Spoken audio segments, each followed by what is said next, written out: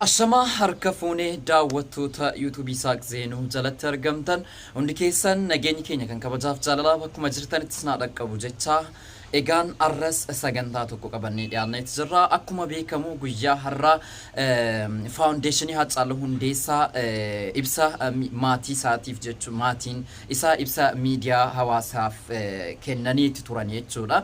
Faawundeeshiniin kun maaluuf jalatti qabata keessatti awwaardaa Haacaaluu Hundeessaa marsaa sirbootan yookaan immoo aartii irratti warra hunda'anii hojjetaa jiraniif hojiin isaanii gaggaarii ta'an kan waggaa keessatti al tokko badhaasu awwaarda Haacaaluu Hundeessaati inni tokko jechuudha. Inni akka guddaatti eegamaa jiru.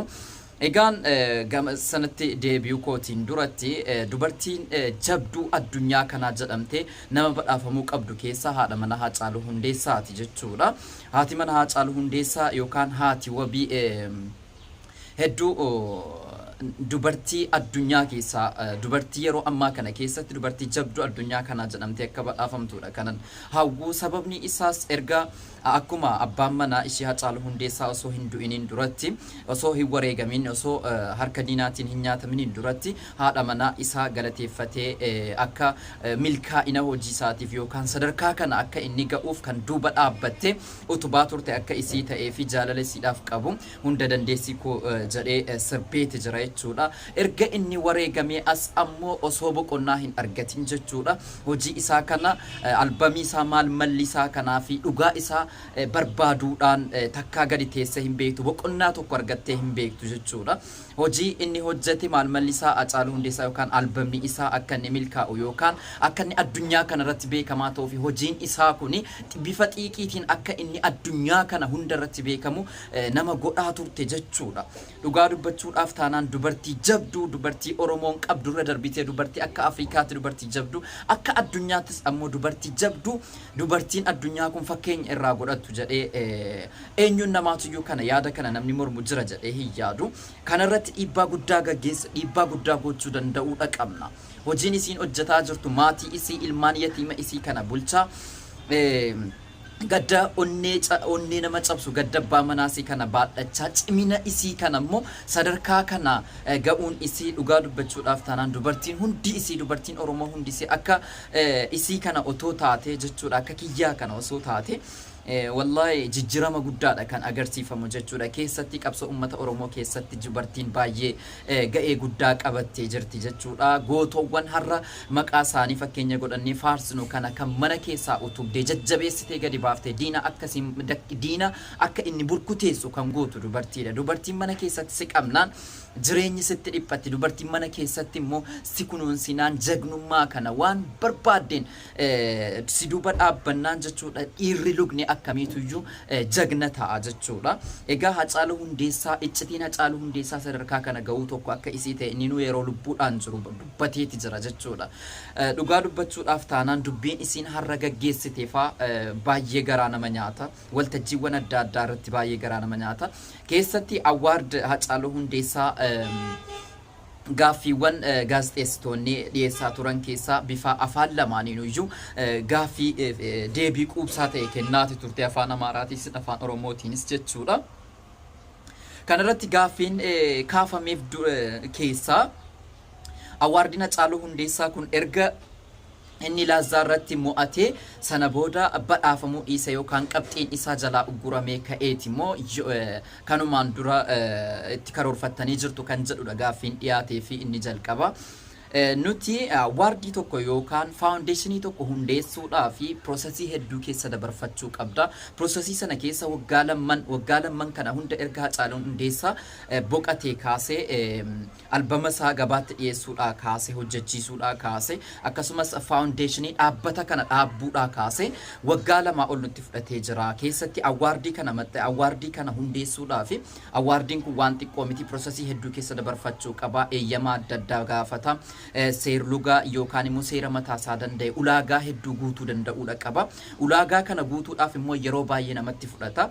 Lazzaa Awwaard waan badhaasa dhowwateef osoo hin taane kanaan dura waan itti karoorfannee hojjetaa turreedha jetteeti kan isin deebiste. Inni kan Lazzaa Awwaard akkuma jirutti lafa keesseetuma bifa taajabbiitiin kan isin irra dabarfatte jechuudha.